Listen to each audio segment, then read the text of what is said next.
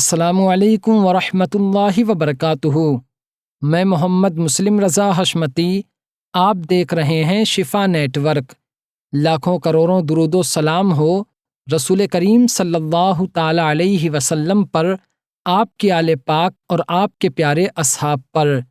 ناظرین، آپ نے پہلے پارٹ میں سنا کہ حضرت ابراہیم ادہم رضی اللہ تعالی عنہ بلخ کی سلطنت کو چھوڑ کر ایک غار میں اللہ تعالیٰ کی عبادت کرنے لگے۔ جب لوگوں کو آپ کے صحیح مرتبے کے بارے میں معلوم ہوا تو آپ اس غار کو چھوڑ کر مکہ شریف چلے گئے۔ اب آپ اس کے آگے سنیے۔ ناظرین، جب آپ نے بلخ کی سلطنت کو چھوڑا تھا تو اس وقت آپ کا ایک بہت چھوٹا بچہ تھا۔ جب اس نے جوانی میں اپنی والدہ سے پوچھا کہ میرے والد کہاں ہیں، تو اس کی والدہ نے پورا واقعہ بیان کرنے کے بعد بتایا کہ وہ اس وقت مکہ شریف میں رہتے ہیں۔ یہ سن کر اس لڑکے نے پورے شہر میں اعلان کروا دیا کہ جو لوگ میرے ساتھ حج پر چلنا چاہتے ہیں، میں ان کے سفر کا پورا خرچہ اٹھاؤں گا۔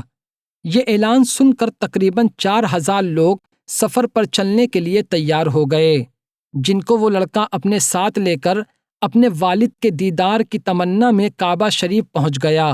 جب اس نے کعبہ شریف کے علماء سے اپنے والد کے بارے میں سوال کیا تو انہوں نے کہا کہ وہ ہمارے پیر و مرشد ہیں اور وہ اس وقت اس نیت سے جنگل میں لکڑیاں لینے گئے ہیں کہ اسے بیچ کر اپنے اور ہمارے کھانے کا انتظام کریں۔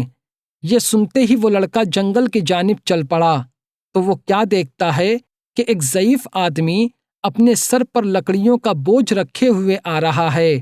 تو یہ دیکھ کر وہ لڑکا والد کی محبت میں بےتاب ہو گیا، لیکن بطور سعادت مندی اور نہ جاننے کے خاموشی کے ساتھ آپ کے پیچھے بازار تک پہنچ گیا، اور جب وہاں جا کر حضرت ابراہیم ادہم رضی اللہ تعالی عنہ نے فرمایا کہ کون ہے جو پاکیزہ مال کے بدلے میں پاکیزہ مال خریدے۔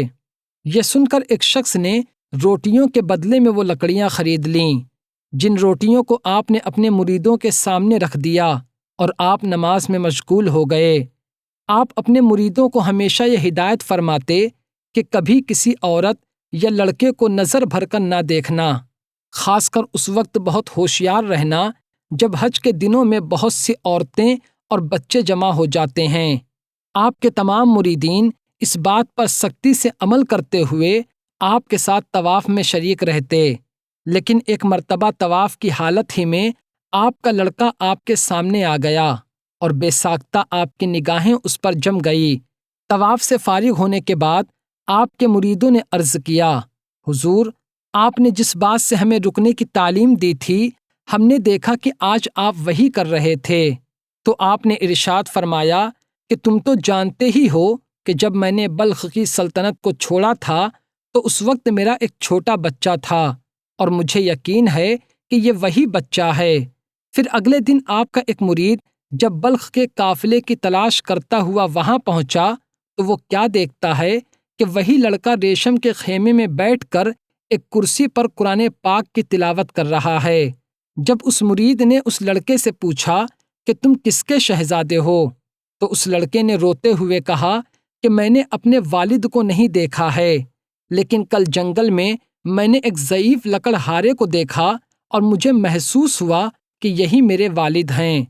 مجھے اندیشہ ہوا کہ اگر میں ان سے کچھ پوچھتا یا بات کرنے کی کوشش کرتا تو وہ وہاں سے چلے جاتے، جیسا کہ وہ بلخ کی سلطنت کو چھوڑ کر چلے گئے تھے، اور میرے والد کا نام ابراہیم ادہم ہے۔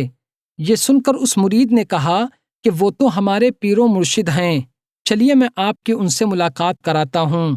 یہ کہہ کر وہ مرید آپ کی بیوی اور آپ کے لڑکے کو ساتھ لے کر خانہ کعبہ میں داخل ہو گیا۔ جس وقت بیوی اور بچے کی نظر آپ پر پڑی تو وہ محبت سے بےتاب ہو کر آپ سے لپٹ گئے اور روتے روتے بے ہوش ہو گئے۔ ہوش آنے کے بعد حضرت ابراہیم ادہم رضی اللہ تعالی عنہ نے پوچھا کہ تمہارا دین کیا ہے؟ تو لڑکے نے جواب دیا، اسلام۔ پھر آپ نے پوچھا، کیا تم نے قرآن پاک پڑھا ہے؟ تو اس لڑکے نے جواب دیا، ہاں میں نے قرآن پاک پڑھا ہے۔ پھر آپ نے پوچھا، کیا اس کے علاوہ بھی تم نے کوئی اور تعلیم حاصل کی ہے؟ تو لڑکے نے کہا، ہاں۔ یہ سن کر آپ نے فرمایا، اللہ کا شکر ہے۔ اس کے بعد جب آپ جانے کے لیے اٹھے تو بیوی اور بچے نے اصرار کر کے آپ کو روک لیا، جس کے بعد آپ نے آسمان کی طرف چہرہ اٹھا کر عرض کیا، اے میرے مولا میری مدد فرما۔ یہ کہتے ہی آپ کے شہزادے زمین پر گر پڑے اور ان کا وصال ہو گیا۔ جب مریدوں نے آپ سے اس کی وجہ پوچھی تو آپ نے ارشاد فرمایا کہ جب میں اپنے لڑکے سے گلے ملا تو جذبہ محبت سے میں بے تاب ہو گیا۔ اسی وقت یہ ندا آئی، اے ابراہیم ادہم، تم ہم سے دوستی کے دعوے کے بعد دوسرے کو دوست رکھتے ہو۔ یہ ندا سن کر میں نے عرض کیا، اے میرے مولا، یا تو لڑکے کی جان لے لے یا پھر مجھے موت دے دے۔ چنانچہ میری دعا لڑکے کے حق میں قبول ہو گئی اور میرے شہزادے کا وصال ہو گیا۔ تو ناظرین، یہ ہے اللہ والوں کی شان کہ دین مصطفیٰ صلی اللہ تعالیٰ علیہ وسلم کے لیے اپنا سب کچھ قربان کر دیتے ہیں۔ اللہ تبارک و تعالی ہمیں حضرت ابراہیم ادہم رضی اللہ تعالیٰ عنہ کے فیض و کمالات سے مالا مال فرمائے اور اپنے پیارے اولیاء کرام کی محبت میں ہمیں زندگی اور موت نصیب فرمائے۔ آمین ثم آمین۔ تو ناظرین، آج کی ویڈیو میں صرف اتنا ہی۔ ویڈیو کو ضرور لائک کریں، اپنے دوستوں کے ساتھ شیئر کریں اور ہمارا چینل شفا نیٹ ورک ضرور سبسکرائب کریں۔ السلام علیکم۔